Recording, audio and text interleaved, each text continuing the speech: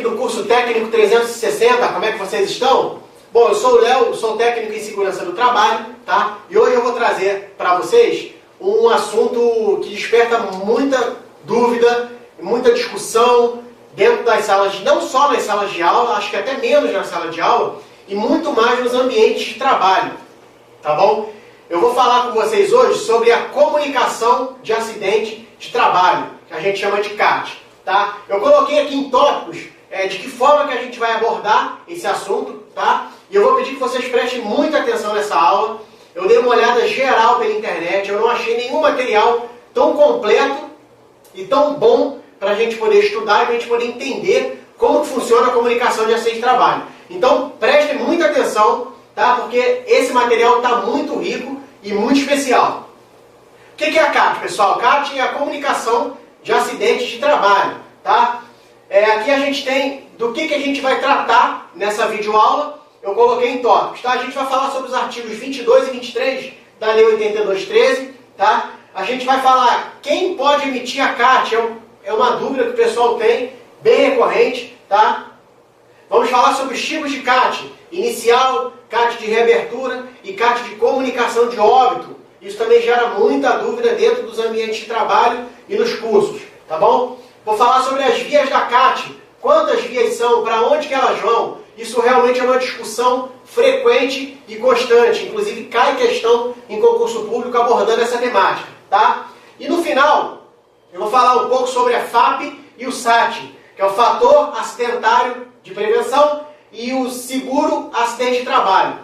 Esses dois termos, pessoal, vão ser muito importantes a gente entender esses dois termos para a gente poder saber por que a grande maioria das empresas não emite a CAT, tá bom? Então vamos lá começar a nossa aula. Gente, a Lei 8213 é a lei que fala sobre os planos de benefícios da Previdência Social, tá? No seu artigo 22 ela fala que todo acidente de trabalho, pessoal, todo acidente de trabalho tem que ser comunicado em até 24 horas seguinte a esse acidente. Então, gente, é todo acidente de trabalho. A forma que a gente tem de comunicar é através da CAT, comunicação de acidente de trabalho. Tá bom? Então, pelo artigo 22 da Lei 8213, né, a empresa ou o empregador deverá comunicar o acidente de trabalho à Previdência Social até o primeiro dia útil seguinte ao da ocorrência. Então, houve um acidente, a gente tem 24 horas para comunicar esse acidente na Previdência Social. Em caso de morte imediata, esse aviso deve ser feito imediatamente às autoridades competentes, tá? A polícia, o bombeiro, alguma autoridade competente, a gente tem que avisar que houve uma morte ali naquele ambiente de trabalho, tá bom? O que acontece, pessoal? Normalmente, quando tem um acidente de trabalho, as empresas não emitem a CAT.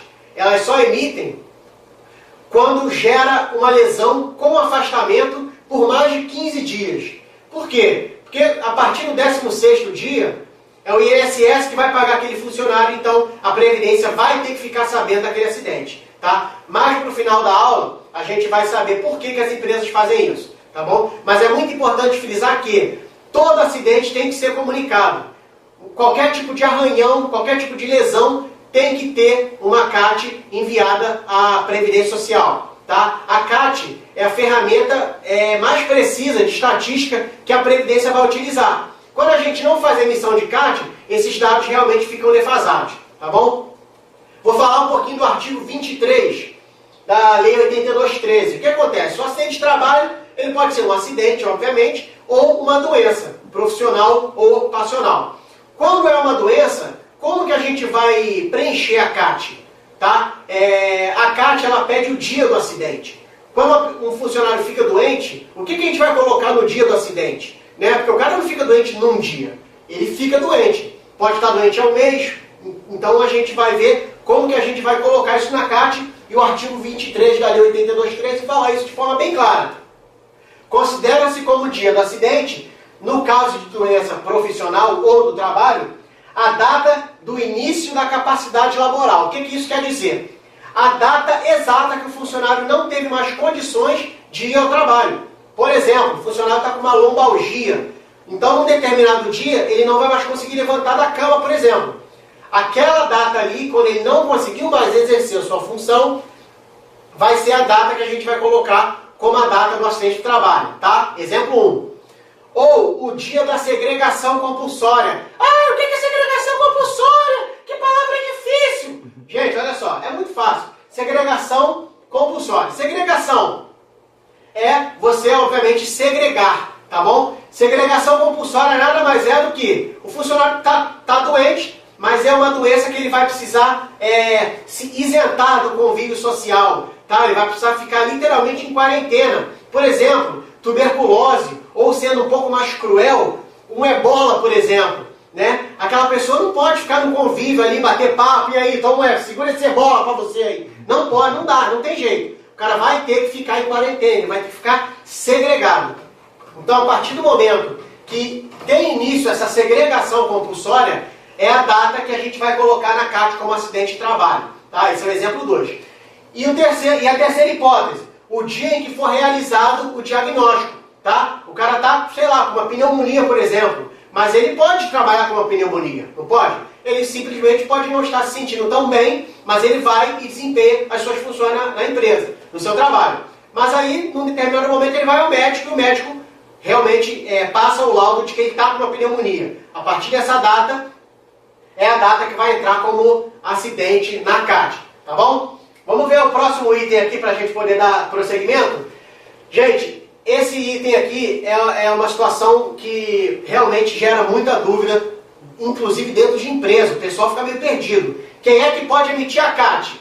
Ah, quem é que pode emitir a CAT? Óbvio que é só a empresa que o cara se acidentou, né? Não, óbvio que não. Qualquer pessoa pode emitir a CAT. Qualquer pessoa. O importante é que ela tem que ser emitida. A empresa pode não emitir, ou às vezes o cara é autônomo, não tem uma empresa. Como é que vai emitir? Então qualquer pessoa pode emitir a CAT. Eu quero só fazer um parêntese para isso aqui.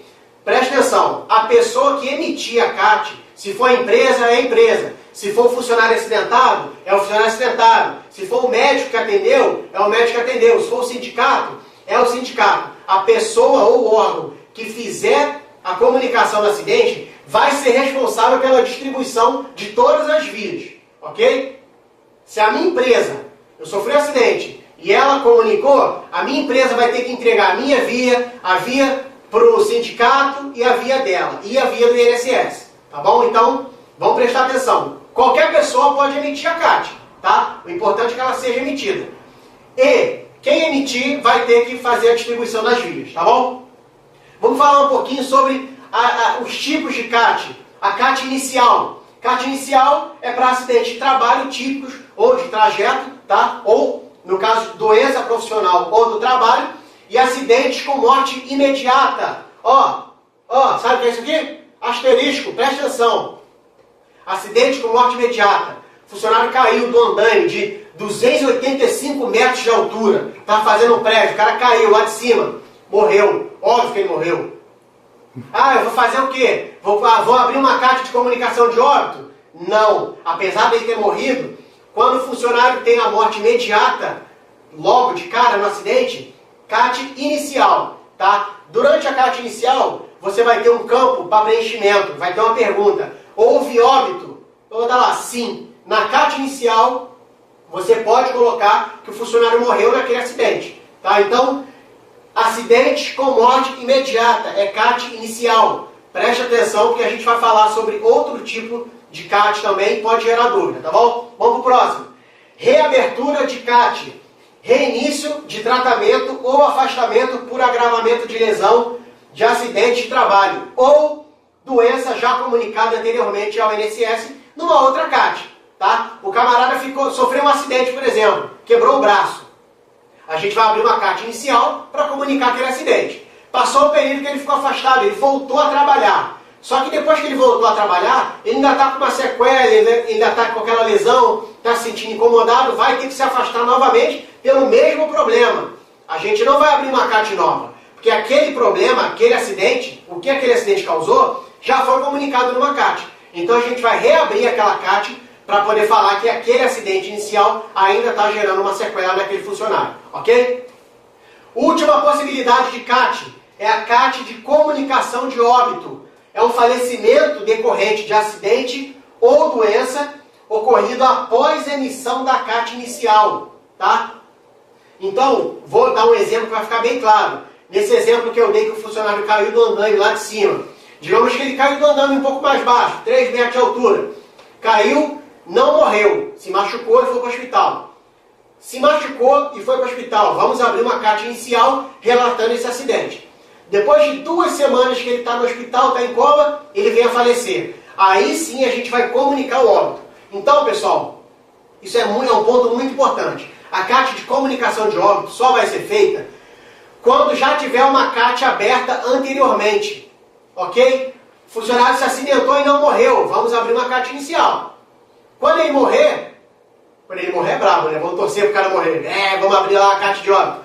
Quando ele morrer, a gente vai comunicar o óbito, mas de uma CAT que já estava aberta. Tá?